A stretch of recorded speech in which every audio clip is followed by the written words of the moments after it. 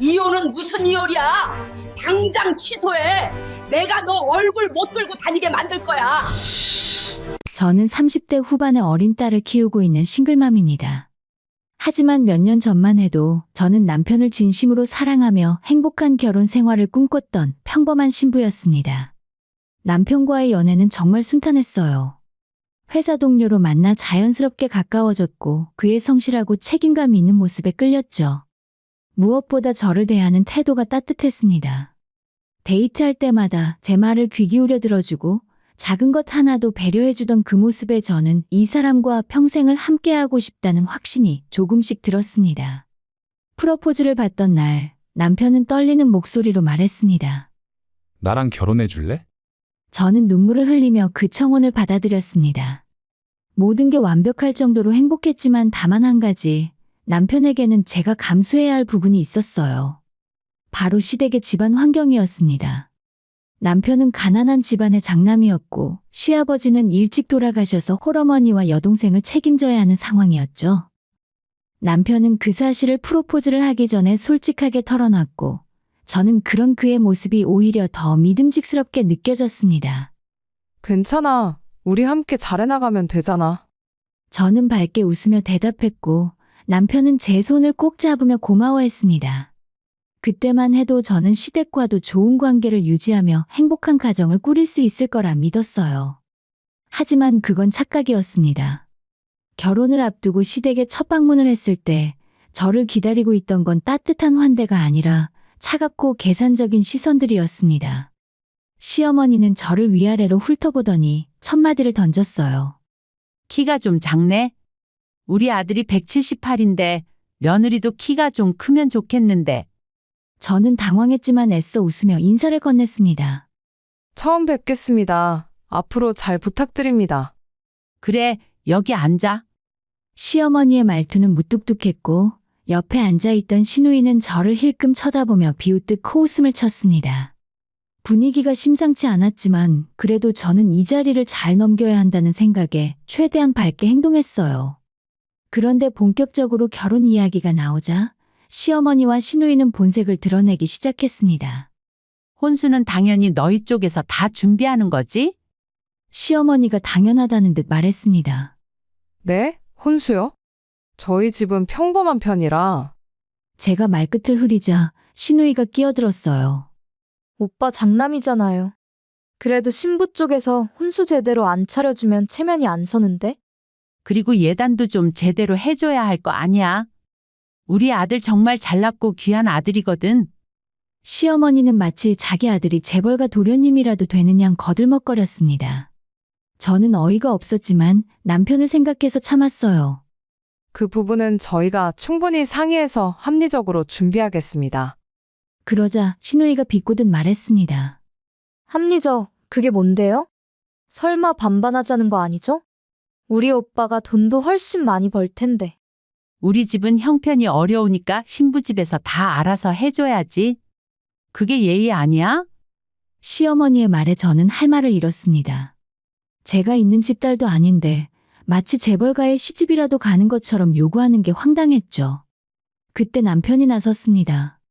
엄마, 그만해. 우리 둘이 알아서 할게. 네가 뭘 알아? 결혼은 너희 둘이 아니라 집안끼리 하는 거야. 엄마, 지금 무슨 말씀 하시는 거예요? 우리가 결혼하는 건데 왜 이래요? 남편이 단호하게 말하자 시어머니는 입술을 삐죽거리며 불만스러워했지만 더 이상 말을 잇지 못했습니다. 시누이도 남편의 표정을 보고는 입을 다물었죠. 그날 저는 집으로 돌아오면서 남편에게 말했습니다. 오빠 괜찮아? 미안해. 엄마랑 동생이 좀 그래. 신경 쓰지 마. 남편은 미안하다며 제 손을 꼭 잡았고 저는 그런 그를 믿기로 했습니다. 그리고 결혼 준비를 하는 동안 남편은 시댁의 과한 요구를 잘 막아줬어요. 덕분에 큰 갈등 없이 결혼식을 올릴 수 있었죠. 결혼식 날 저는 행복했습니다. 남편은 저를 꼭 안으며 속삭였어요. 평생 내가 행복하게 해줄게.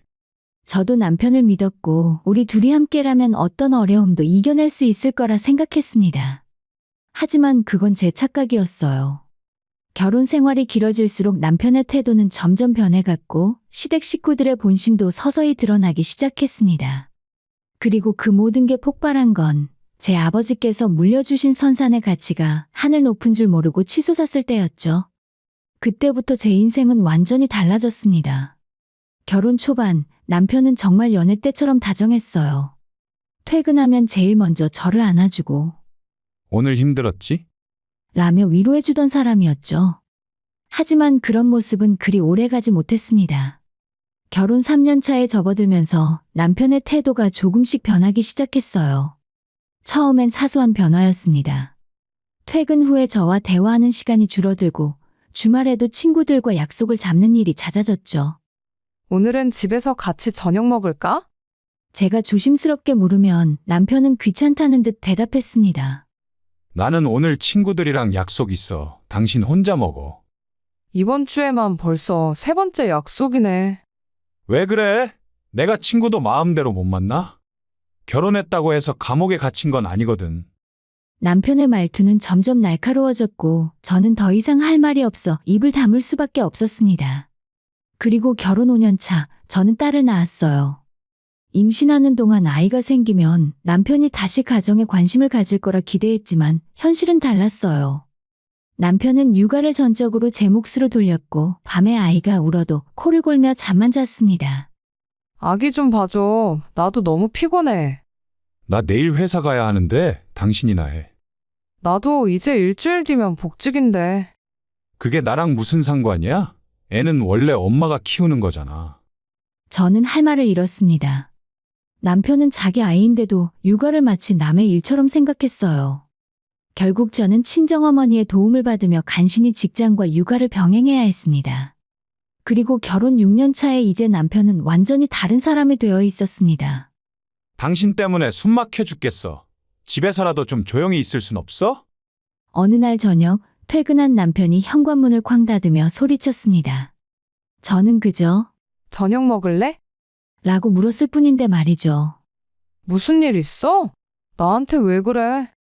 아무 일도 없어. 그냥 당신 목소리 듣기 싫다고. 남편은 거칠게 넥타이를 풀며 방으로 들어가서 문을 쾅 닫았습니다. 저는 멍하니 서서 그 모습을 바라봤어요. 대체 제가 뭘 잘못한 걸까요? 그 후로 남편의 야근은 더 잦아졌습니다. 주말에도 거의 집에 없었고 집에 있어도 저와 눈도 마주치지 않았어요. 저는 혹시나 싶어 조심스럽게 물었습니다. 요즘 너무 힘들어 보여. 무슨 일 있는 거야? 없어. 그냥 회사 일이 많아서 그래. 그럼 주말에라도 같이 시간 보낼 수 있을까? 우리 딸도 아빠 보고 싶어 하는데. 남편은 짜증스럽게 한숨을 내쉬며 말했습니다. 알았어. 알았으니까 그만 좀 해. 나도 숨 좀 쉬자고. 그 말에 저는 얼어붙었습니다. 숨 좀 쉬자니요. 제가 뭐라고 했다고 결혼한 지 6년 만에 남편에게 들은 말이 이거였습니다. 저는 더 이상 참을 수가 없었어요. 뭔가 잘못됐다는 확신이 들었고 남편의 행동을 주의 깊게 관찰하기 시작했습니다.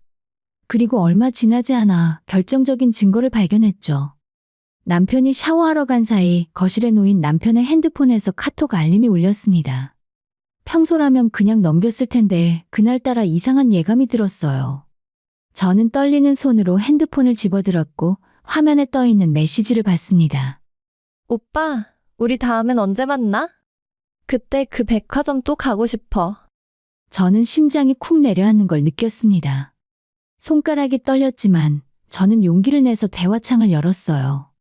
그리고 그 안에서 본 건 남편과 어떤 여자의 다정한 대화들이었습니다. 사진도 있었어요. 남편이 그 여자와 함께 찍은 셀카, 손을 잡고 걷는 뒷모습, 레스토랑에서 마주 앉아 웃고 있는 모습까지. 저는 핸드폰을 들고 화장실 문 앞으로 갔습니다. 문을 두드리며 말했죠. 여보, 나와봐. 왜? 빨리 나와보라고. 제가 목소리를 높이자 어리둥절한 표정의 남편이 수건으로 머리를 닦으며 나왔습니다. 그리고 제 손에 들린 핸드폰을 보자 얼굴이 하얗게 질렸어요. 이게 뭐야? 아니, 그건 이게 뭐냐고. 제 목소리가 떨렸습니다. 남편은 잠시 말을 못하더니 결국 변명을 늘어놓기 시작했어요. 그냥 단순한 회사 후배야. 아무 사이도 아니라니까? 아무것도 아닌 사람이랑 백화점 데이트하고 오빠라고 부르게 해. 이게 아무것도 아니라고? 내가 잠깐 정신이 나갔던 거야. 미안해. 남편은 제 손을 잡으려 했지만 저는 뿌리쳤습니다. 나한테 손대지 마. 저는 남편의 핸드폰을 제 핸드폰으로 사진 찍기 시작했어요. 대화 내용과 사진, 모든 걸 증거로 남겼습니다. 남편은 당황하며 핸드폰을 빼앗으려 했지만 저는 이미 필요한 건 다 찍은 뒤였죠. 당신 미쳤어? 그거 빨리 지워. 안 지워. 이건 확실한 증거니까. 증거? 나랑 이혼이라도 할 거야? 남편이 비웃듯 말했지만 저는 침착하게 대답했습니다. 그럴 수도 있지. 그날 이후 저는 남편과 제대로 된 대화조차 하지 않았습니다. 그리고 며칠 뒤에 더 충격적인 사실을 알게 됐어요. 그 여자가 자기 SNS에 남편과의 사진을 당당하게 올려놓은 겁니다. 심지어 남자친구라는 해시태그까지 달아서요. 저는 분노가 치밀었지만 동시에 차갑게 식어가는 제 마음도 느꼈습니다. 이제 저는 확실히 알았어요. 이 결혼은 끝났다는 것을요. 남편은 더 이상 제 남편이 아니며 저도 더 이상 이 사람 옆에 있고 싶지 않다는 것을 말입니다. 그렇게 저는 이혼을 결심했습니다. 그리고 차근차근 증거를 모으며 새로운 삶을 준비하기 시작했죠. 하지만 제 인생을 뒤흔든 건 남편의 외도만이 아니었습니다. 곧 더 큰 사건이 저를 기다리고 있었으니까요. 아버지께서 돌아가신 건 제가 결혼하기 2년 전이었습니다. 아버지는 평생 성실하게 사셨지만 큰 재산을 남기신 건 아니었어요. 다만 고향에 선산 하나를 가지고 계셨고 그걸 저한테 물려주셨죠. 당시 가치로 대략 3억 정도의 가치가 있는 땅이었습니다. 당시엔 큰돈이긴 했지만 팔 생각도 없었고 그냥 아버지의 유산이라 생각해서 소중히 간직하고 있었어요. 결혼할 때 시댁에서 그 땅 얘기를 꺼낸 적이 있었습니다. 너희 집에서 물려받은 땅이 있다며? 그거 팔아서 전세금 보태면 되겠네. 시어머니가 슬쩍 말을 꺼냈을 때 저는 단호하게 대답했어요. 그건 아버지 유산이고 저희 집안 선산이라 팔 생각 없습니다. 유산이 뭐가 중요해? 결혼하면 다 부부 공동재산 아니야? 시누이가 끼어들었지만 그때 남편이 나서서 말렸습니다. 엄마, 그 얘기 그만해요. 그건 처가 재산이고 우리가 손댈 거 아니에요. 그때는 남편이 제 편을 들어줘서 고마웠죠. 시댁도 그 이후로 더 이상 땅 얘기를 꺼내지 않았고 저는 그 일을 잊고 지냈습니다. 하지만 결혼 6년 차에 남편의 외도를 알게 되고 이혼을 준비하던 그 시기에 놀라운 소식이 들려왔어요. 어느 날 사촌 오빠에게서 전화가 왔습니다.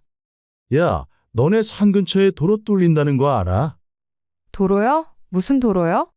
신도시 개발 확정됐어. 그래서 너희 산 바로 옆으로 큰 도로가 지나간대.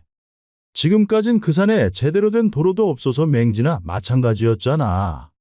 아마도 땅값이 엄청 오를 거야. 저는 귀를 의심했습니다. 신도시 개발이라니요? 오빠 그게 정말이에요? 이미 이 동네에 입소문 쫙 났어. 부동산 중개업자들이 벌써 전화 막 오더라. 우리 집 땅 팔 생각 없냐고. 전화를 끊고 저는 급하게 인터넷을 검색했습니다. 그리고 정말로 우리 고향 지역이 신도시 개발지구로 확정됐다는 기사를 봤어요. 개발 계획도를 보니 선산 바로 옆으로 8차선 도로가 지나가고 주변에 대형 쇼핑몰과 아파트 단지가 들어선다고 했습니다. 며칠 뒤에 부동산에서 연락을 받아보니 충격적인 소식을 들었어요. 3억에도 팔릴까 말까 했던 제 땅이 30억에 사겠다는 사람도 줄을 섰더라고요. 하루아침에 저는 30억 이상의 자산가가 된 거였죠. 처음엔 믿기지 않았습니다. 손이 덜덜 떨렸고 꿈을 꾸는 기분이었죠. 하지만 분명한 사실이었습니다. 길이 뚫리면서 땅의 가치가 천정부지로 올라버린 거죠. 저는 그 순간 깨달았어요. 이건 하늘이 저에게 준 기회라는 걸. 외도하는 남편과 이혼하고 딸과 함께 새로운 삶을 시작할 수 있는 희망이라는 걸요. 그런데 이 소식이 어떻게 알려졌는지 시댁에도 전해졌습니다. 어느 날 갑자기 시어머니에게서 전화가 왔어요. 평소엔 저한테 거의 연락도 안 하던 분이 말이죠. 며느리야, 나다. 네, 어머님. 무슨 일이세요? 목소리는 평소보다 한결 다정했습니다. 뭔가 수상했죠. 그게 말이야. 너네 땅값이 많이 올랐다며? 축하한다. 그래서 말인데, 너가 우리 딸 집 좀 사줘야 할 것 같아? 저는 귀를 의심했습니다. 네? 아가씨 집이요? 걔가 이혼하고 우리 집에 들어와 있잖아. 집도 없이 지내는 게 불쌍해서 말이야. 신우이는 결혼한 지 2년 만에 이혼했습니다. 신우의 남편이 인터넷 도박에 빠져서 빚을 잔뜩 만드는 바람에 도망치듯 이혼하고 시댁으로 돌아온 거였죠. 그 이후로 시댁에서 백수로 지내고 있다는 건 알고 있었어요. 그건 저랑 상관없는 일 아닌가요? 뭐가 상관없어? 너도 우리 집안 사람이잖아. 시어머니의 목소리가 차갑게 변했습니다. 아니, 신우한테 집 하나 사주는 게 그렇게 어려워? 너 지금 30억 있잖아. 어머님, 그건 아버지가 남기신 유산이에요. 제 마음대로 쓸 수 있는 돈이 아니고요. 그래도 대충 5억이면 되잖아. 딱 5억만 보내줘. 내가 알아서 집 계약할게. 저는 황당해서 말문이 막혔습니다. 5억이 강아지 이름도 아니잖아요. 저는 그럴 생각 없어요. 뭐? 지금 시어머니한테 대드는 거야? 대드는 게 아니라 제 재산을 제가 관리하겠다는 겁니다. 야, 네가 뭔데 감히 나한테 말대꾸를 해? 당장 5억 보내. 시어머니는 소리를 지르며 전화를 끊어버렸습니다. 저는 한숨을 내쉬며 핸드폰을 내려놨어요. 정말 어이가 없었습니다. 예전에는 그깟 3억짜리 땅이 뭐가 중요하냐며 비웃더니 이제 30억이 되자 당연하다는 듯 돈을 요구하는 거였죠. 그런데 며칠 뒤에 더 황당한 일이 벌어졌습니다. 시어머니에게서 다시 전화가 왔어요. 오늘 집 계약했어? 네? 무슨 집을요? 우리 딸이 살 집이야. 25평 5억짜리 아파트고. 계약금 5천만 원 넣었으니까 너가 한 달 안에 잔금 보내야 해. 저는 어이가 없어서 웃음이 나왔습니다. 제가 언제 돈을 보내준다고 했어요? 아니, 당연히 보내줘야지. 벌써 계약했는데. 어머님이 마음대로 한 거잖아요. 저는 모르는 일이에요. 뭐? 지금 계약금 날리게 할 거야? 시어머니의 목소리가 떨렸습니다. 저는 냉정하게 말했어요. 그건 어머님이 알아서 하실 일이에요. 저는 한 푼도 보낼 생각 없어요. 이 못된 거 사. 그렇게 나올 거야? 네, 그렇게 나올 거예요. 앞으로 연락하지 마세요. 저는 전화를 끊었습니다. 손은 떨렸지만 마음은 후련했어요. 그리고 그날 저녁 남편도 갑자기 태도가 달라졌습니다. 여보, 우리 이제 부자 됐잖아. 남편이 웃으며 다가왔습니다. 저를 여보라고 부른 게 얼마만인지 기억도 안 날 정도였죠. 갑자기 왜 그래? 당신 땅 언제 팔 거야? 우리 이제 회사 관둬도 되겠는데? 저는 어이가 없었습니다. 바람을 피운 주제에 이제 와서 우리라니요. 당신이랑 상관없는 일이야. 신경 꺼. 무슨 소리야? 우린 부부잖아. 부부 재산은 반반이고.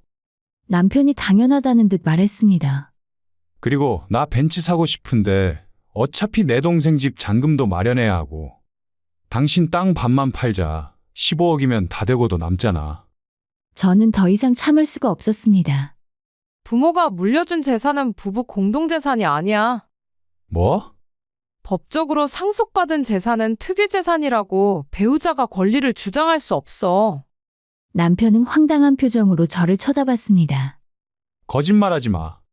인터넷 검색해봐. 민법 제830조. 남편은 급하게 핸드폰을 꺼내 검색했고 얼굴이 하얗게 질리는 걸 봤습니다. 그 순간 저는 깨달았어요. 이제 제대로 복수할 때가 왔다는 걸요. 남편이 핸드폰으로 법을 확인하고 돌아선 그날 밤, 저는 침대에 누워 천장을 바라봤습니다. 그리고 마음속에서 무언가가 차갑게 굳어지는 걸 느꼈어요. 이제 정말 끝이야. 더 이상 이 사람들과 얽혀 살고 싶지 않았습니다. 저를 무시하고 이용하려고만 했던 시대. 바람 피우고도 뻔뻔하게 제 재산을 탐내는 남편. 이 모든 게 역겨웠어요. 그리고 저는 결심했습니다. 제대로 된 복수를 하겠다고요. 다음 날 아침 시어머니에게서 또 전화가 왔습니다. 너 정말 돈 안 보낼 거야? 계약금 날아가면 나 어떻게 하라고? 제가 언제 보내준다고 했어요? 아니, 당연히 보내줘야지. 너 그렇게 매정한 사람이었어? 시어머니의 목소리는 떨리고 있었지만 저는 조금도 동정심이 들지 않았습니다. 저한테 매정하다고 하시는 게 웃기네요. 제가 결혼하고 6년 동안 어머님한테 받은 게 뭐가 있죠? 뭐? 지금 뭐라는 거야? 어머님은 저를 한 번도 며느리로 대접한 적 없잖아요. 명절 때마다 일만 시키고 제가 힘들 때 한 번이라도 위로해 주셨어요? 제 딸이 태어났을 때 한 번이라도 축하해 주셨나요? 그건 저를 그저 집안일하는 사람, 돈 벌어오는 사람으로만 생각하셨죠. 그런데 이제 와서 가족이라고요? 웃기지 마세요. 야, 이 못된 거사.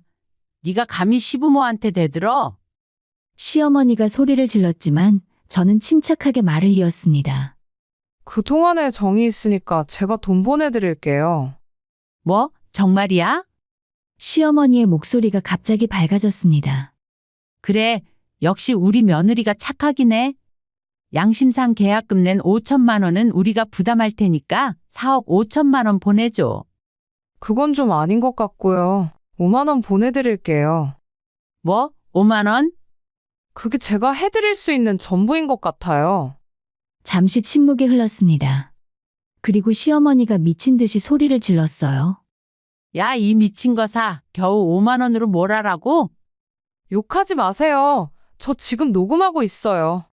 이 통화 내용 처음부터 다 녹음되고 있으니까 계속 욕하시면 모욕과 명예훼손으로 고소할 거예요. 시어머니는 말문이 막힌 듯 헐떡였습니다. 어머님, 5만 원은 제 마음입니다. 감사하게 받으세요. 저는 전화를 끊고 정말로 시어머니 계좌에 5만 원을 송금했습니다. 그리고 문자를 보냈어요. 5만 원 보냈습니다.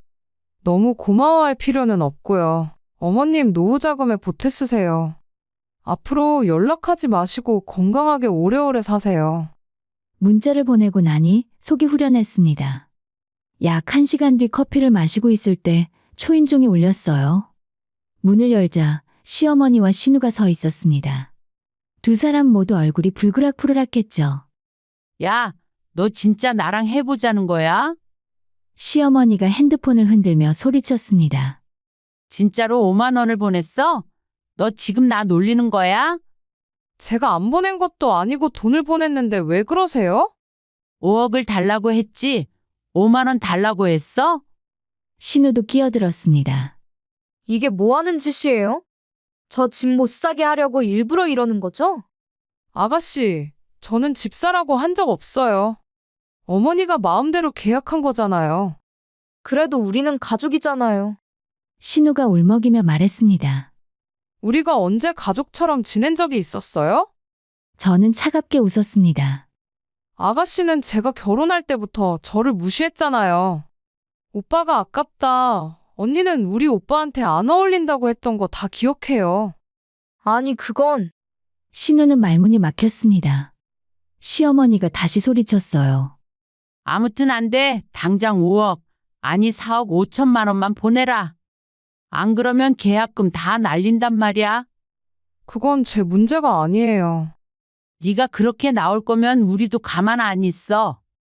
뭘 어떻게 하실 건데요? 제가 물었습니다. 시어머니는 잠시 말을 못하다가 협박을 시작했어요. 아들이 위자료 한 푼도 안 주고 양육비도 안 주고 네가 딸 데리고 쫓겨나게 만들 거야. 어머님 그거 아세요? 남편이 바람을 피운 증거가 저한테 다 있어요. 제 말을 들은 시어머니 얼굴이 굳어졌습니다. 그리고 제 땅 30억은 제 아버지가 주신 유산이에요. 법적으로 남편이 손댈 수 없어요. 그러니까 아무리 협박해봤자 소용없어요. 너 시어머니는 벌벌 떨리는 손으로 저를 가리켰습니다. 그게 당신들 인생이 불쌍해서 드리는 5만 원이었어요. 제가 조용히 말하자 두 사람은 입을 다물었습니다. 저는 이제 더 이상 참지 않을 거예요. 앞으로 저한테 연락하지 마세요. 안 그러면 진짜로 법적 조치 취할 거니까요. 너 정말? 나가주세요. 안 나가시면 경찰 부를게요. 저는 핸드폰을 꺼내서 112를 누를 준비를 했습니다. 시어머니와 신우는 결국 욕설을 퍼부으며 나갔어요. 현관문을 닫고 들어오는데 마침 퇴근하고 돌아온 남편과 마주쳤습니다. 당신 방금 뭐 한 거야? 뭘 했긴 어머님한테 설명 못 들었어? 미쳤어? 우리 엄마한테 어떻게 그렇게 말을 해? 남편이 버럭 화를 냈지만 저는 그저 웃었습니다. 당신 엄마가 우리 딸 태어났을 때 뭐 해줬어? 돌 때는 병원 갔을 때는? 그건 아무것도 안 해줬잖아. 그런데 돈 30억 생기니까 갑자기 나타나서 5억 내놓으라고? 당신도 외제차 사겠다고? 다들 미쳤어. 남편의 얼굴이 순식간에 붉어졌습니다. 어쨌든 그건 우리 가족이야. 당신이 그렇게 대하면 안 돼. 아니야, 이제 남이지. 이혼할 거야. 변호사도 이미 선임했어. 남편은 멍한 표정으로 저를 바라봤습니다. 당신 진심이야? 진심이지. 이혼 서류는 곧 받게 될 거야. 그날 저녁 남편은 갑자기 태도를 바꿨습니다. 무릎을 꿇고 빌기 시작했어요. 미안해. 내가 잘못했어. 우리 처음부터 다시 시작하자. 싫어. 이미 끝난 일이야. 제발, 나 정말 많이 반성했어. 그 여자랑도 진작에 끝났어. 내가 그 말을 왜 믿어야 하지? 진짜야. 나 당신 없으면 못 살아. 남편은 눈물까지 흘렸지만 저는 조금도 마음이 흔들리지 않았습니다. 당신, 내 땅이 3억일 때는 이혼하려면 하자고 했잖아. 그게 30억 되니까 다시 시작하자고 하는 거지? 아니야, 그게 아니라. 됐어. 이제 나가줘. 저는 남편에게 등을 돌렸습니다. 남편은 한참을 빌다가 결국 방에서 나갔고 저는 혼자 남았어요. 그날 밤 저는 처음으로 홀가분한 마음으로 잠이 들었습니다. 이제 진짜 끝이라는 확신이 들었으니까요. 정식으로 변호사 상담을 받은 건 그 다음 주였습니다. 제가 준비한 증거들을 책상 위에 펼쳐놓자 변호사는 한 번씩 훑어보고는 고개를 끄덕였어요. 증거가 아주 확실하네요. 남편분의 외도 증거, 상간녀 SNS 두 사람의 카톡 대화 내용까지요. 이 정도면 위자료 청구에 전혀 문제 없습니다. 그리고 제 땅은 제 아버지 유산이니까 처음부터 재산분할 대상이 아니죠? 맞습니다. 상속받은 재산은 특유재산으로 분류돼서 배우자가 권리를 주장할 수 없어요. 다만 결혼 기간 중 함께 모은 재산이 있다면 그건 분할 대상이 됩니다. 저는 안도의 한숨을 내쉬었습니다. 남편 명의 재산도 거의 없고 저희 공동 명의 재산도 지금 사는 집 전세금밖에 없어요. 그럼 재산 분할은 크게 문제될 게 없겠네요. 위자료와 양육비에 집중하시면 됩니다. 변호사는 이혼 소송 절차를 설명해줬고 저는 그 자리에서 소송을 진행하기로 결정했습니다. 일주일 뒤에 남편에게 이혼 소송 서류가 전달됐습니다. 그날 저녁 남편은 집에 들어오자마자 서류를 집어던지며 소리쳤어요. 이게 뭐야? 너 진짜 이혼할 거야? 당연하지. 이미 말했잖아. 미쳤어? 우리 딸은 어떻게 하고? 딸은 내가 키울 거야. 당신은 양육비만 보내면 돼. 남편은 황당하다는 표정으로 저를 쳐다봤습니다. 양육비? 얼마나 달라는 건데? 변호사랑 상의해서 정할 거야. 당신 월급 생각하면 한 달에 150만 원 정도? 150만 원, 그건 너무 많잖아. 당신 월급이 500만 원 넘는데 그게 뭐가 많아? 법적으로 충분히 청구할 수 있는 금액이야. 남편은 이를 갈았습니다. 당신 30억이나 있으면서 왜 내 돈을 뜯어가려고 해? 그 돈은 내 돈이고 양육비는 당신이 아버지로서 당연히 줘야 하는 거야. 진짜 독하다 독해. 남편이 욕을 하며 주먹을 들었습니다. 저는 재빨리 뒤로 물러섰어요. 손가락 하나만 건드리면 폭행으로 고소할 거야. 그럼 위자료 정도로 안 끝날걸? 남편은 주먹을 내리며 이를 갈았습니다. 너 정말 이러고도 잘 살 수 있을 것 같아? 당신보다는 잘 살 것 같네. 저는 차갑게 웃으며 방으로 들어갔습니다. 다음 날 시어머니에게서 전화가 왔어요. 이혼은 무슨 이혼이야? 당장 취소해. 어머님은 상관없는 일이에요. 상관없긴. 너희들까지 이혼하면 우리 집안 망신이잖아. 그건 어머니 걱정이고 저는 이혼할 거예요. 너 정말 알았어. 그럼 우리도 가만 안 있어. 시어머니는 전화를 끊었고 며칠 뒤에 친척들과 저희 주변인들 사이에 이상한 소문이 돌기 시작했습니다. 제가 남편을 학대했다는 소문, 제가 바람을 폈다는 소문, 심지어 제가 돈 때문에 이혼한다는 소문까지요. 하지만 저는 개의치 않았습니다. 어차피 진실은 법정에서 밝혀질 테니까요. 그리고 재판이 시작됐습니다. 남편 측 변호사는 제가 남편을 무시했다, 가정을 돌보지 않았다며 온갖 거짓말을 늘어놨어요. 시어머니와 신우까지 증인으로 나와서 저를 나쁜 며느리, 나쁜 엄마로 만들려고 했죠. 하지만 제 변호사가 준비한 증거들 앞에서 그들의 거짓말은 모두 무너졌습니다. 남편의 외도 증거가 제출되자 판사는 심각한 표정을 지었어요. SNS에 당당하게 올려놓은 사진들, 상간녀와 주고받은 노골적인 메시지들이 법정에서 모두 공개됐습니다. 피고는 이에 대해 어떻게 생각하십니까?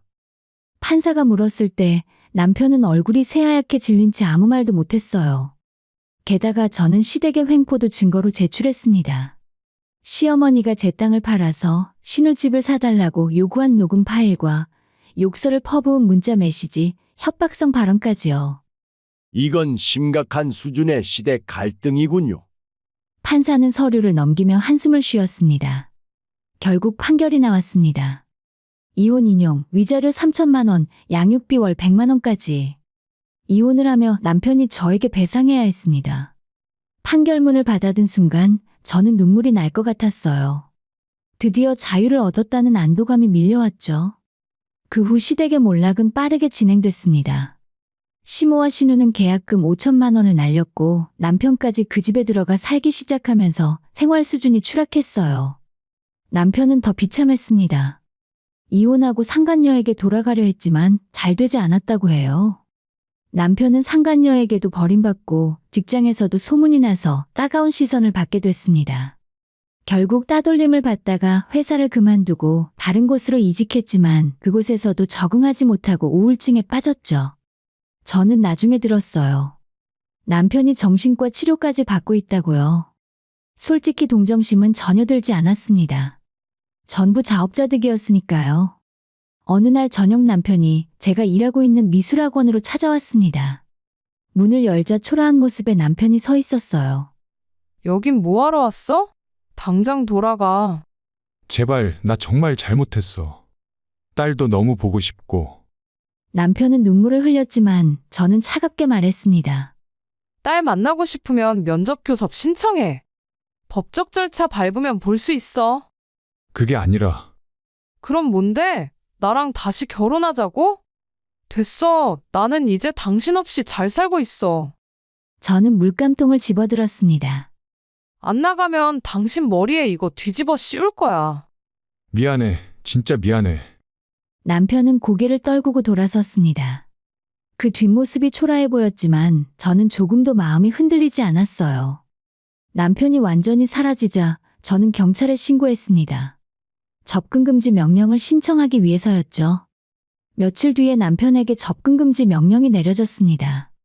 이제 남편은 저와 제 딸 반경 100m 이내에 접근할 수 없게 됐어요. 이혼이 확정되고 한 달 뒤 저는 딸과 함께 새 아파트로 이사했습니다. 선산을 팔아서 받은 돈으로 깔끔한 아파트를 샀어요. 방 3개짜리로 딸 방도 따로 마련해 줄 수 있었죠. 혼자 사시던 친정엄마도 함께 이사 오셨습니다. 엄마, 이 집 진짜 우리 집이야?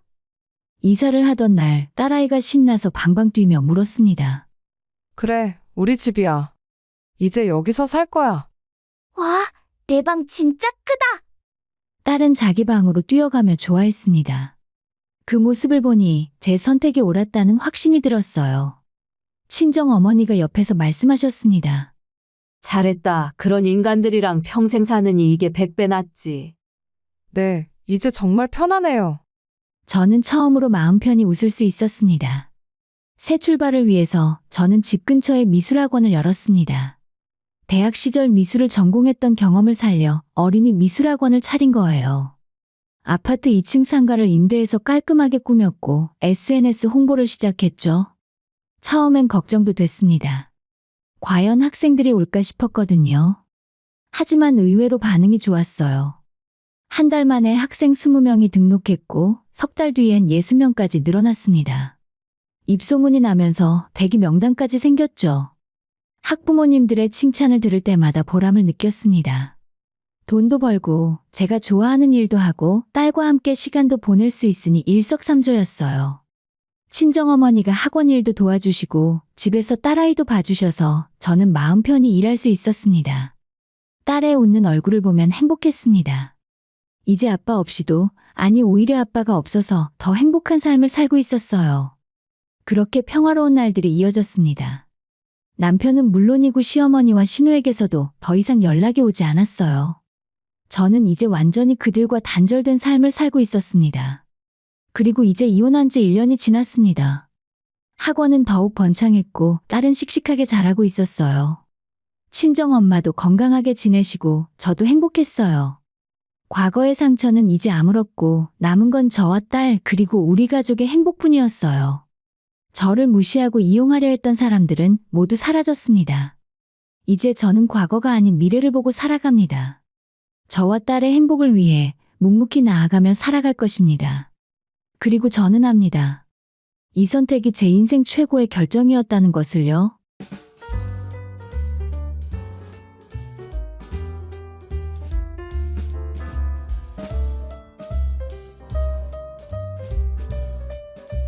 며느리 잘 구슬려서 사돈네 땅을 가져와야지. 어차피 사돈은 오래 못 사실 거야. 1년만 기다려보자고. 저는 30대 후반의 여성입니다. 한때 사랑했던 남자와 결혼해 평범한 가정을 꿈꿨던 사람이죠. 지금은 그 남자와 이혼하고 혼자 살고 있습니다만 그때는 정말 행복했습니다. 아니, 행복하다고 믿었어요. 남편은 남들이 다 인정하는 명문대를 졸업하고 대기업에 입사한 사람이었습니다. 연애 1년 반 동안 그는 정말 괜찮은 사람처럼 보였어요. 겸손하고 배려심도 깊었죠. 데이트할 때도 항상 제 의견을 먼저 물어봤고 작은 것 하나까지 신경 써주는 스타일이었습니다. 오늘 뭐 먹고 싶어? 난 네가 좋아하는 거 먹으면 돼. 그때는 그런 대화가 자연스러웠던 시절이었습니다. 저는 그런 남편의 모습에 반했고 결혼을 결심했죠. 하지만 시댁 형편은 별로 좋지 않았습니다. 시아버지는 일찍 돌아가셨고 시어머니는 좁고 낡은 빌라에서 혼자 사셨어요. 독립해서 살고 있는 남편도 학자금 대출을 갚느라 여유가 없었죠. 하지만 저는 크게 개의치 않았습니다. 제가 창업한 회사가 어느 정도 자리를 잡았고 경제적으로는 여유가 있었거든요. 조건보다 사람이 중요하지. 저는 그렇게 스스로를 다독이며 결혼을 결심했습니다. 주변에서는 시댁 형편을 걱정하는 목소리도 있었지만 저는 남편의 진심만 믿었어요. 사랑하는 사람과 함께라면 무엇이든 해낼 수 있을 것 같았습니다. 결혼식은 소박하게 치렀어요. 시댁에서 부담스러워할까봐 저희 쪽에서 대부분의 비용을 부담했죠. 신혼집도 제 이름으로 전세를 얻었고 가구며 가전제품도 거의 제가 마련했습니다. 하지만 전혀 아깝지 않았어요. 남편과 둘이 행복하게 살 수 있다면 그걸로 충분했으니까요. 결혼 후 얼마 지나지 않아 남편은 회사 생활에 점점 지쳐갔습니다. 매일 야근에 시달리고 상사와의 관계도 좋지 않았죠. 대기업 특유의 경직된 분위기와 끝없는 업무량이 남편을 짓눌렀습니다. 오늘도 11시 넘어서 퇴근했어. 내일 아침 7시까지 출근해야 하는데. 진짜 이젠 한계야. 남편의 목소리는 항상 지쳐 있었고 얼굴에는 생기가 하나도 없었습니다. 저는 그런 남편을 보며 가슴이 아팠어요. 그러던 어느 날 남편이 조심스럽게 말했습니다. 여보, 나 진짜 회사 그만두고 싶어. 충격적인 이야기였지만 저는 그다지 놀라지 않았습니다. 이미 예상하고 있었으니까요. 남편의 얼굴은 날이 갈수록 어두워졌고 집에 오면 기운이 하나도 없었거든요. 심지어 주말에도 출근하는 날이 잦아졌고 제대로 쉬는 날이 거의 없었습니다. 그래, 차라리 그만둬. 괜찮아. 저는 따뜻하게 말했습니다. 정말 진심이었어요. 남편이 힘들어하는 걸 보는 게 더 싫었으니까요. 까짓거 돈은 제가 벌면 되는 거였습니다. 그보다 남편이 건강하고 행복한 게 더 중요했어요. 미안해. 당분간 쉬면서 다른 일 알아볼게. 당신이 고생하는데 나까지 이러니 면목이 없다. 미안할 거 없어. 정 힘들면 우리 회사에서 일하면 되잖아. 내가 사장이니까 눈치 볼 것도 없고. 천천히 적응하면서 하면 돼. 제 말에 남편의 얼굴이 조금 밝아졌습니다. 저는 그 모습을 보며 제 선택이 옳다고 믿었죠. 함께 일하면 더 많은 시간을 보낼 수 있을 거라 생각했고 서로를 더 잘 이해할 수 있을 거라 기대했습니다. 그렇게 남편은 대기업을 퇴사하고 제 회사에 들어왔습니다. 일단 물류창고 업무부터 시작했어요. 처음엔 걱정했습니다. 대기업 출신이 비교적 단순 노동인 창고 일을 할 수 있을까 싶어서요. 하지만 남편은 예상 외로 성실하게 일했습니다. 힘들지 않아? 대기업 사무직으로 일하다가 창고 일하려니까 힘들 것 같은데. 아니, 괜찮아. 오히려 이게 더 편해. 머리 쓰는 것보단 몸 쓰는 게 나한테 맞는 것 같아. 그리고 야근도 없고 상사 눈치 볼 필요도 없으니까 훨씬 낫지. 남편은 웃으며 대답했고 저는 안심했습니다. 남편은 다른 직원들과도 잘 어울렸고 제가 사장이라는 사실에도 부담스러워하지 않는 것처럼 보였어요. 점심시간엔 직원들과 농담도 주고받고 퇴근 후엔 가끔 회식 자리에도 참석했습니다. 몇 달이 지나고 저는 남편을 사무실로 발령냈어요. 물류 업무를 충분히 익혔고 이제는 더 중요한 일을 맡길만 하다고 판단했거든요. 무엇보다 남편이 꼼꼼한 성격이라 사무 업무에 적합해 보였습니다. 자금 관리 쪽 업무를 맡아봐. 당신이 꼼꼼하니까 잘할 것 같아. 거래처 입출금 관리랑 장부 정리 같은 거. 그래? 그럼 열심히 해볼게. 믿고 맡겨줘서 고마워. 남편은 자신감 있게 대답했고 저는 그를 믿었습니다. 아니, 믿고 싶었습니다. 사랑하는 사람이니까요. 처음엔 정말 잘하는 것처럼 보였어요. 장부도 깔끔하게 정리했고 거래처와의 소통도 원활했습니다. 입금 확인도 빠르게 해줬고 지출 내역도 투명하게 보고했어요.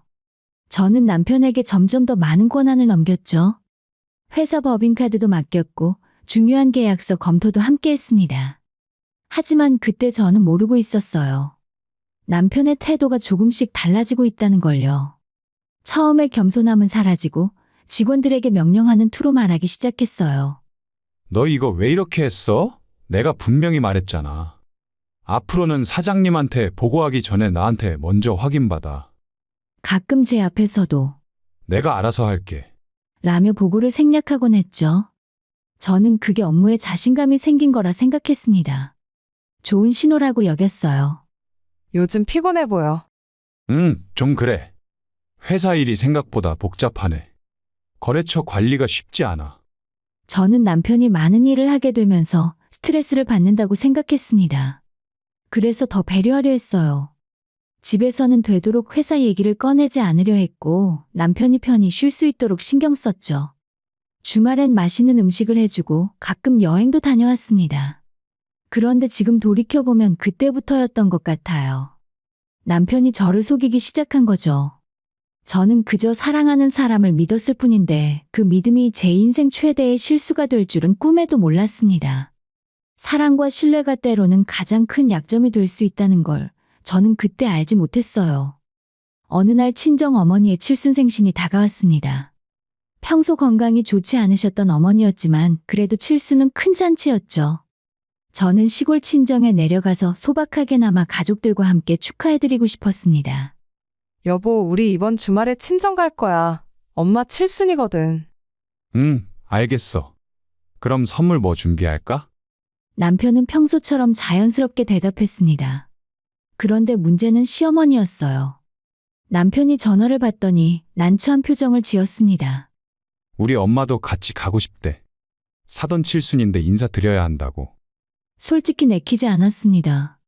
시어머니와 저는 그리 편한 사이가 아니었거든요. 결혼 초부터 시어머니는 저희 집안을 탐탁지 않게 여기는 눈치였거든요. 시골에 살고 계신 부모님, 그리 넓지 않은 땅을 가진 평범한 농사꾼 집안이라는 게 마음에 들지 않으셨던 것 같습니다. 하지만 생신을 축하해주러 오시겠다고 하는데 거절할 명분도 없었고 괜히 남편을 곤란하게 만들고 싶지 않았어요. 그래, 같이 가자. 어머니도 모시고 가면 우리 엄마가 좋아하시겠지. 저는 웃으며 대답했지만 마음 한편이 무거웠습니다. 주말에 우리는 시어머니를 모시고 시골로 향했어요. 당연히 차 안 분위기는 어색했습니다. 시어머니는 창밖만 바라보셨고 남편은 운전에만 집중했어요. 저는 중간중간 대화를 이어가려 했었지만 쉽지 않았죠. 어머님 불편하시진 않으세요? 괜찮아. 시골길이라 그런지 좀 울퉁불퉁하네. 그런 짧은 대답뿐이었습니다. 친정에 도착하자 어머니가 반갑게 맞아주셨습니다. 평소보다 안색이 많이 안 좋아 보이셨지만 그래도 웃으시며 우리를 맞이하셨어요.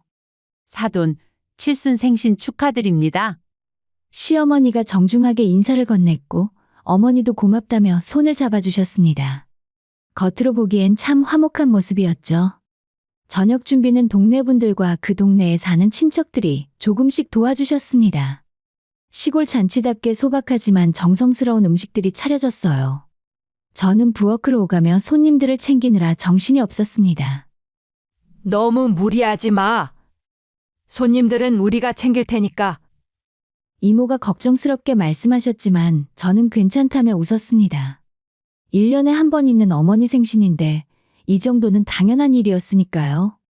저녁 식사는 화기애애하게 진행되었습니다.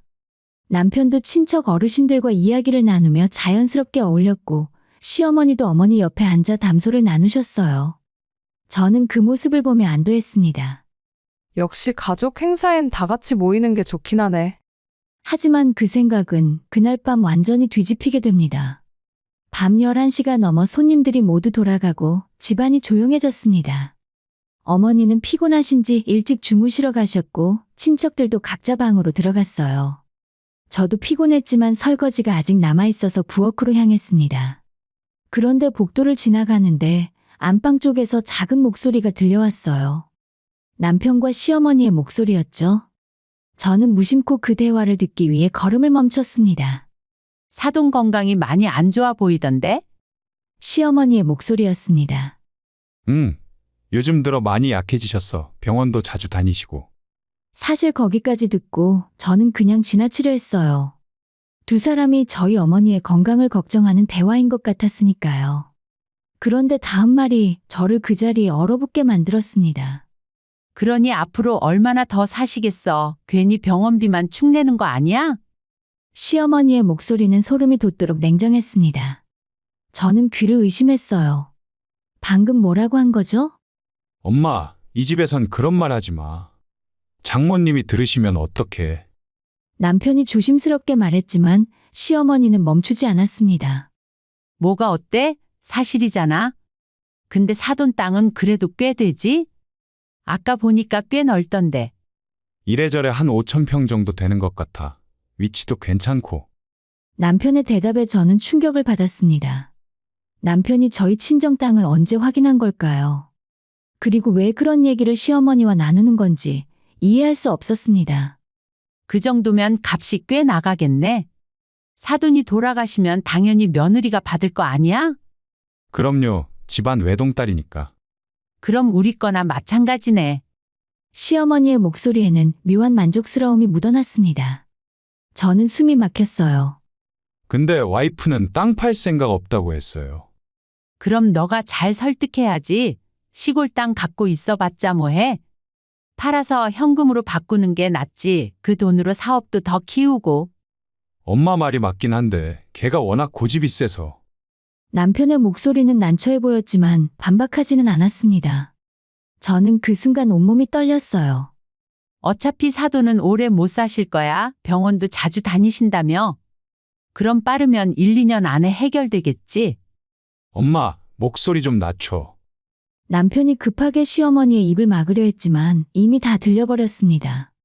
아직 살아계신 제 어머니를, 제 친정 어머니를 앞세워 재산을 계산하고 있었던 거예요.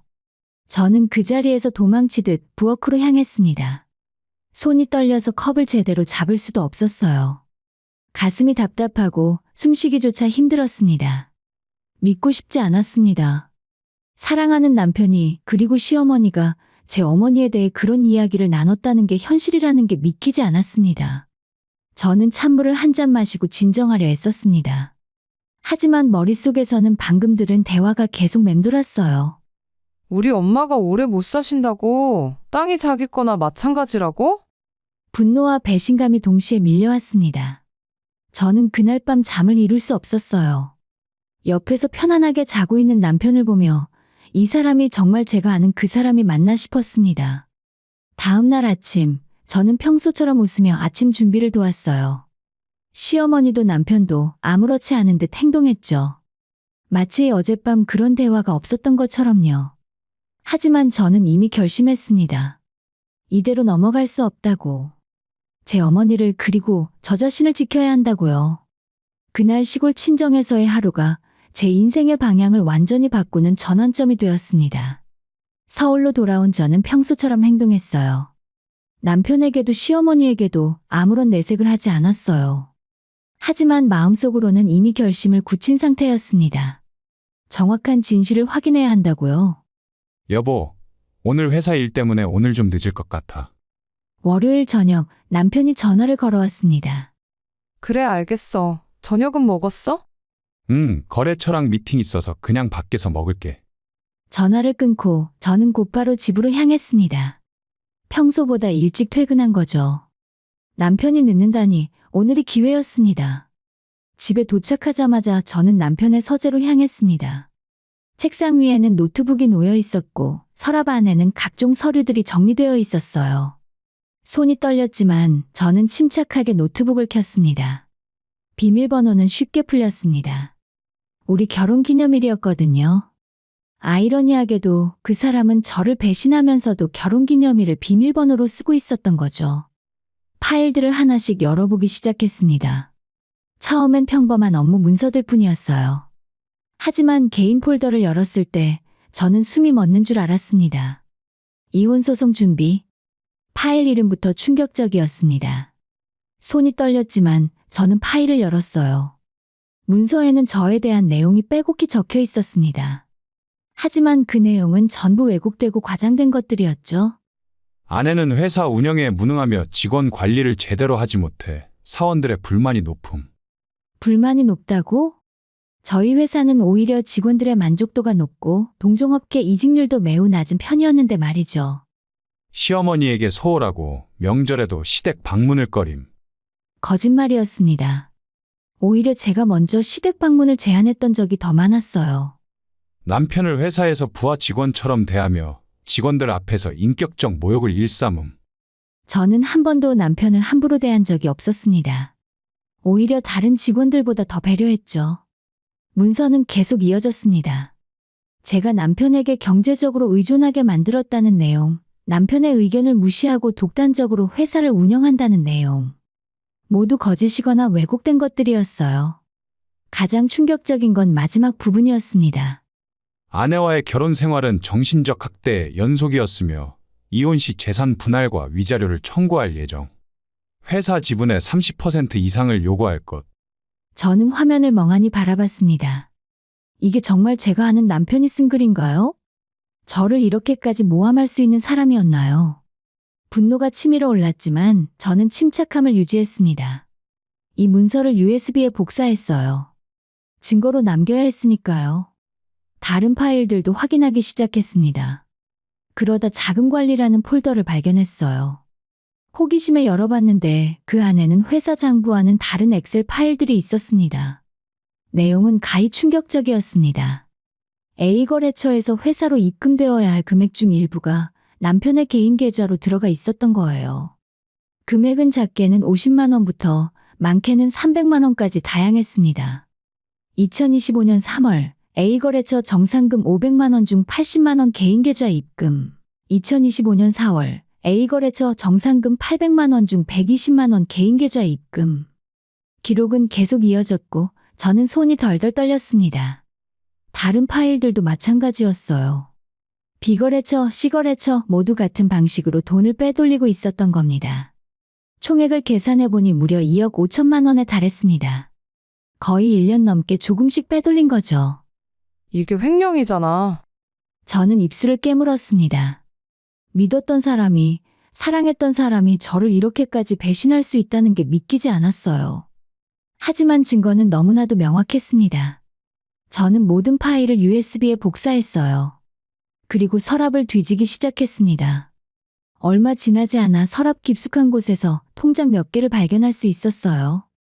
제가 모르는 통장들이었고 계좌를 확인해 보니 엑셀 파일에 적힌 금액들과 정확히 일치했습니다. 증거는 이제 충분해. 저는 모든 서류를 사진으로 찍었습니다. 통장 사본도 엑셀 파일도 이혼 준비 문서도 전부요. 그날 밤 남편이 집에 돌아왔을 때 저는 평소처럼 웃으며 맞이했습니다. 회의는 잘 끝났어? 그럭저럭 피곤하다. 남편은 아무렇지 않게 대답했고 저는 아무것도 모르는 척했어요. 하지만 속으로는 계획을 세우고 있었습니다. 다음 날 저는 회사 CCTV를 확인하기 시작했어요. 보안 담당자에게 지난 6개월치 영상을 요청했습니다. 사장님, 무슨 일 있으세요? 아니, 업무 점검 차원에서 확인 좀 하려고. CCTV 영상을 보며 저는 또 한 번 충격을 받았습니다. 남편이 직원들에게 반말을 하고 심지어 고함을 지르는 장면도 있었거든요. 이것도 제대로 못해. 대체 월급이나 받으려고 회사 다니는 거야? 너 대학 나온 거 맞냐? 한 직원이 실수를 했을 때 남편이 한 말이었습니다.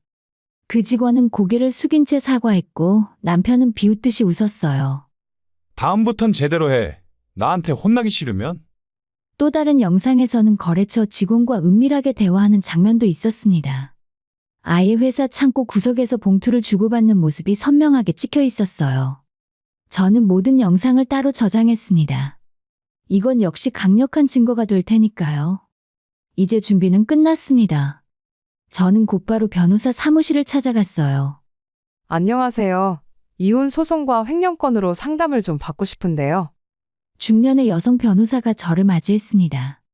저는 준비한 모든 자료를 꺼내 보여드렸어요.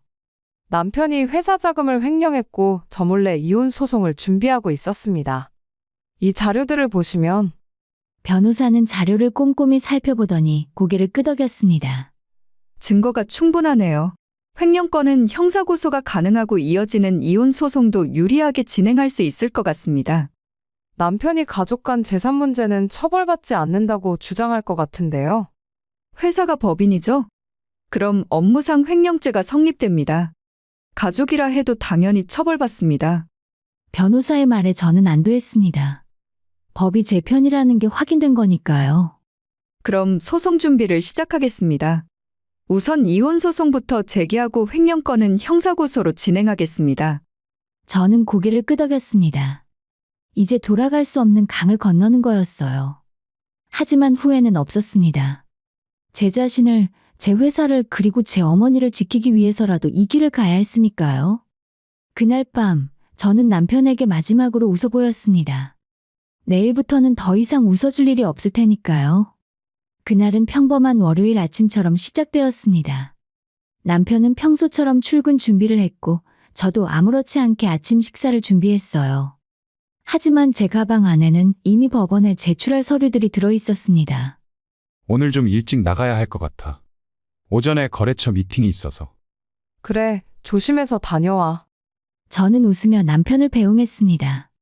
하지만 그것이 부부로서 나눈 마지막 평범한 아침 인사가 될 줄은 남편은 몰랐겠죠. 회사에 도착한 저는 곧바로 변호사에게 연락했습니다. 오늘 바로 진행하겠습니다. 알겠습니다. 이혼 소송 서류는 오늘 접수하고 형사고소장은 내일 제출하겠습니다. 전화를 끊고 저는 심호흡을 했습니다. 이제 겨우 시작이었어요.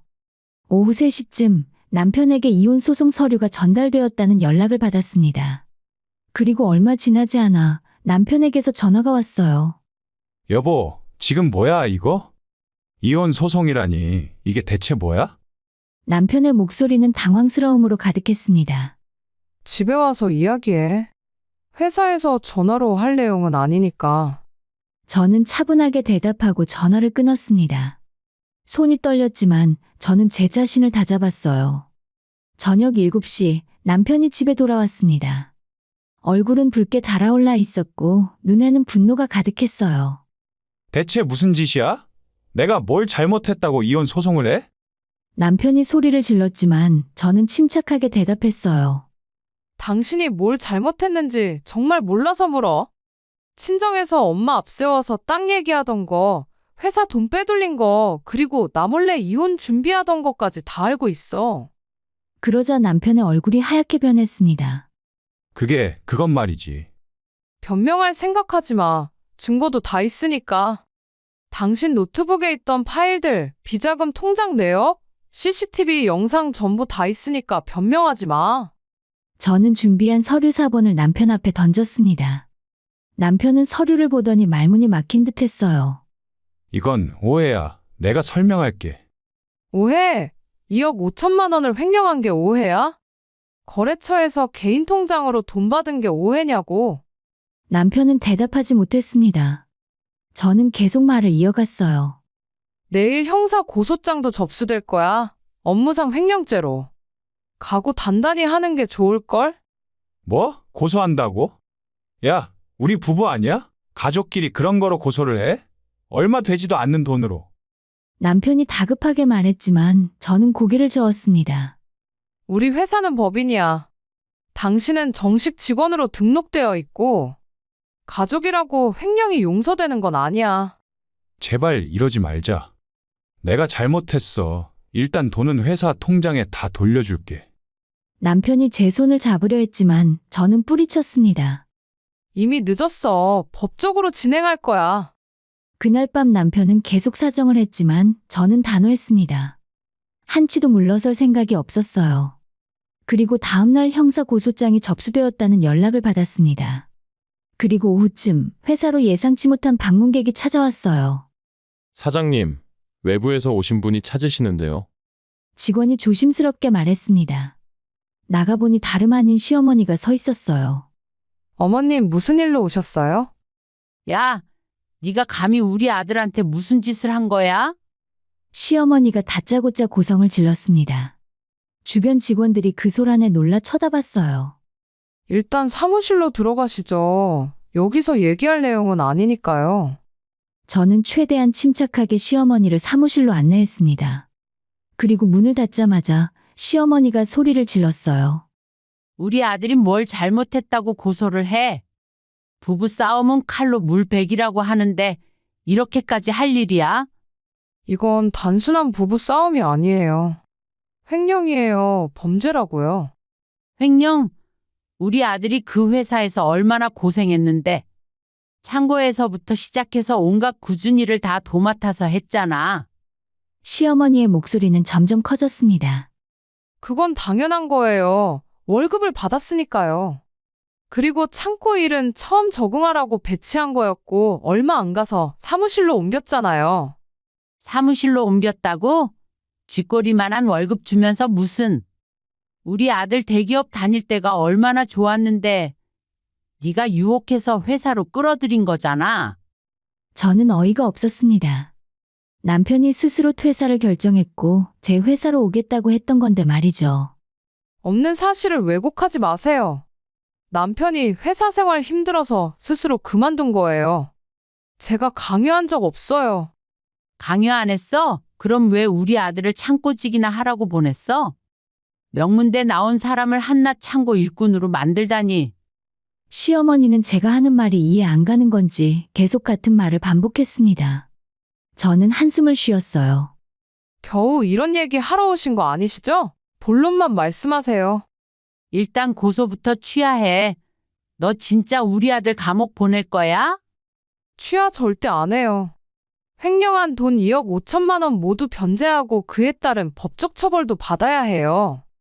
2억 5천? 그게 그렇게 많아? 시어머니의 얼굴이 창백해졌습니다. 아마 정확한 금액을 처음 들은 모양이었어요. 많고 말고요.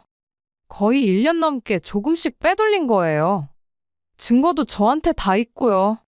그래도 가족 간 재산 문제는 처벌 안 되잖아. 나도 아는 변호사한테 물어봤어. 시어머니가 다급하게 말했지만 저는 고개를 저었습니다. 제 회사는 법인 회사예요. 남편은 정식 직원으로 등록되어 있고 업무상 횡령죄가 명확히 성립돼요. 어머니가 잘못 알고 계신 거예요.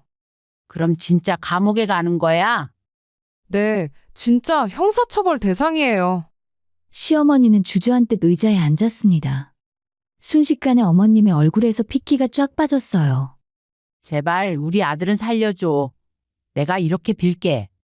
갑자기 태도가 180도 바뀌었습니다. 방금까지 고성을 지르던 사람이 이제는 금방이라도 눈물을 흘릴 것 같이 싹싹 빌고 있었어요. 저도 이러고 싶지 않았어요. 하지만 배신당한 건 저예요. 남편이 저 몰래 이혼 준비하고 회사 돈 빼돌리고 심지어 친정 엄마까지 이용하려 했잖아요. 그건 내가 잘못 말한 거야. 미안해. 정말 미안하다. 시어머니가 제 앞에 고개를 숙였지만 저는 마음이 움직이지 않았어요. 미안하다고 해서 해결될 문제가 아니에요. 법적 절차는 이미 시작됐어요. 그럼 돈을 갚으면 되는 거야? 2억 5천만 원 내가 갚으면 고소 취하해 줄 수 있어? 일단 돈부터 갚으세요. 그 다음 얘기는 그때 하죠. 시어머니는 떨리는 손으로 핸드폰을 꺼냈습니다. 우리 집을 담보로 대출이라도 받을게. 시간을 조금만 줘. 2주 드릴게요. 그 안에 전부 변제하세요. 시어머니는 고개를 끄덕이고 일어났습니다. 나가는 뒷모습은 처음 들어올 때와는 완전히 달랐어요. 기가 꺾인 모습이었죠. 그날 저녁 남편에게서 전화가 왔습니다. 우리 엄마가 집담보로 대출 받는다고 했어. 돈은 다 갚아줄 테니까 제발 이번만 용서해줘. 응, 내가 정말 잘못했어. 돈 갚는 건 당연한 거야. 그렇다고 형사처벌까지 면제되는 건 아니라고. 여보, 제발. 남편이 울먹이는 소리가 들렸지만 저는 전화를 끊었습니다. 2주 후에 시어머니는 약속대로 2억 5천만 원을 입금했습니다. 정말 집을 담보로 대출받은 돈이었죠. 하지만 저는 고소를 취하지 않았습니다. 횡령은 명백한 범죄였고 돈을 갚았다고 해서 이미 저지른 죄가 사라지는 건 아니었으니까요. 남편과 시어머니의 가면은 완전히 벗겨졌습니다. 처음의 겸손함도 따뜻함도 모두 가짜였어요. 진짜 모습은 탐욕스럽고 이기적인 사람들이었죠. 저는 더 이상 물러서지 않기로 했습니다. 횡령 금액이 변제된 후에도 법적 절차는 계속 진행되었어요.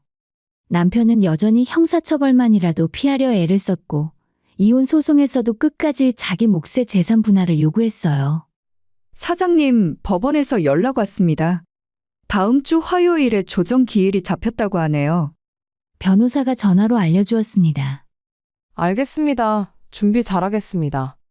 조정 기일 당일 저는 일찍 법원에 도착했습니다. 남편과 시어머니도 이미 와 있었어요. 시어머니는 멀리서 저를 보자마자 빠른 걸음으로 다가왔습니다. 제발 우리 아들 좀 살려줘. 빚진 돈도 다 갚았잖아. 여기서는 그런 얘기 하지 마세요. 저는 차갑게 대답하고 조정실로 들어갔습니다. 조정위원 앞에서 남편은 자신의 억울함을 토로했어요. 저는 회사를 위해 정말 개처럼 열심히 일했습니다. 창고 일부터 시작해서 성실하게 일했어요. 그런데 아내는 저를 인정해주지 않았습니다. 어떤 부분에서 인정해주지 않았다는 건가요? 조정위원이 물었습니다. 제가 회사에 기여한 부분이 분명히 있는데 공동대표로 만들어주지 않았습니다. 그게 자존심이 상했어요. 남편의 대답에 저는 허탈한 웃음이 나왔습니다. 공동대표, 당신이 회사에 투자한 돈이 있어? 아니면 창업 당시부터 함께 했어? 애초에 회사는 내가 혼자 힘으로 일궈낸 거야. 당신은 중간에 들어온 직원일 뿐이고. 하지만 우린 결혼한 부부잖아. 당연히 같이 운영해야 하는 거 아니야?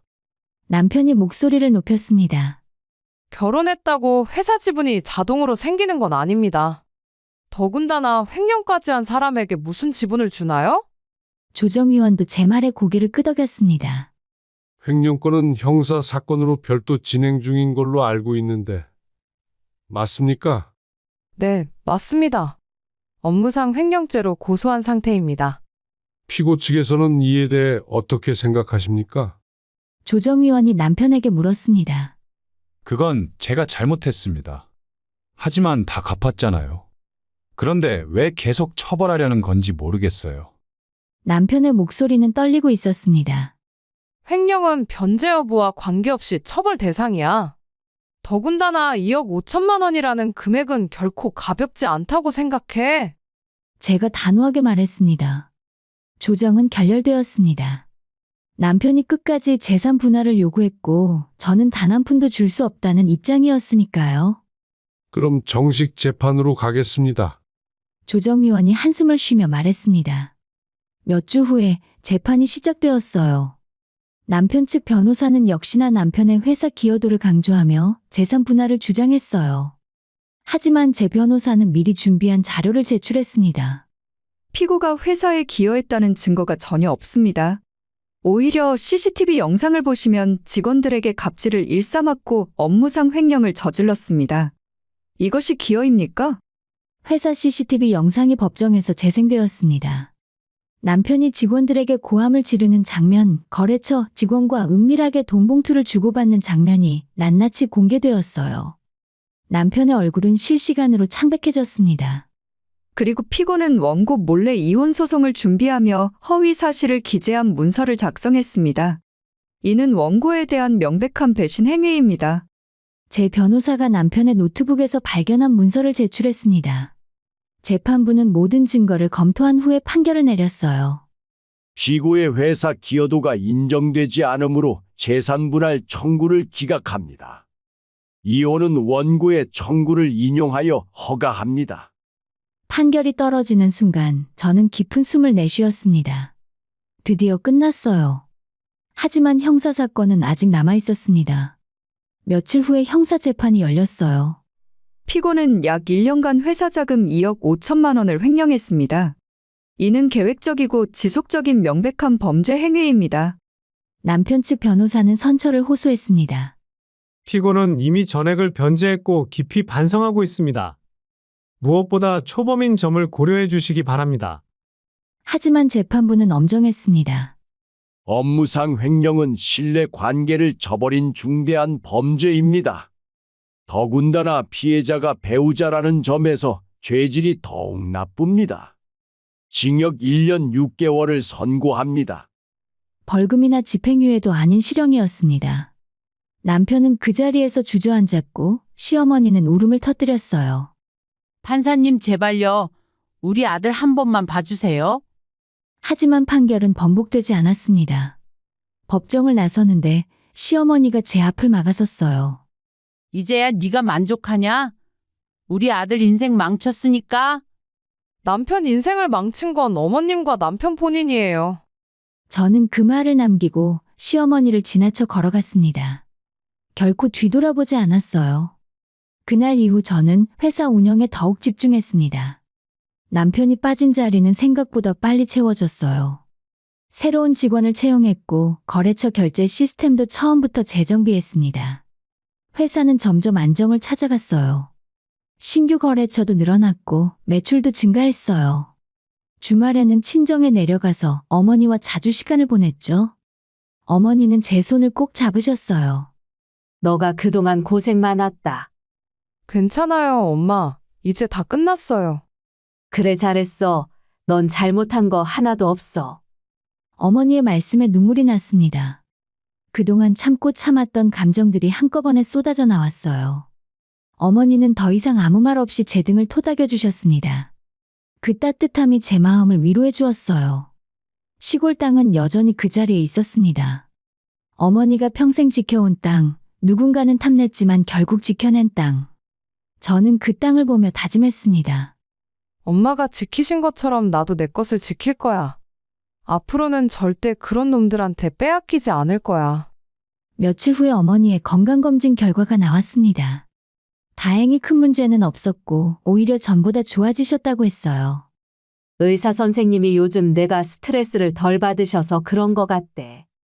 딸이 이혼했다는데 왜 스트레스가 덜하냐고 물으시더라. 어머니가 웃으며 말씀하셨습니다.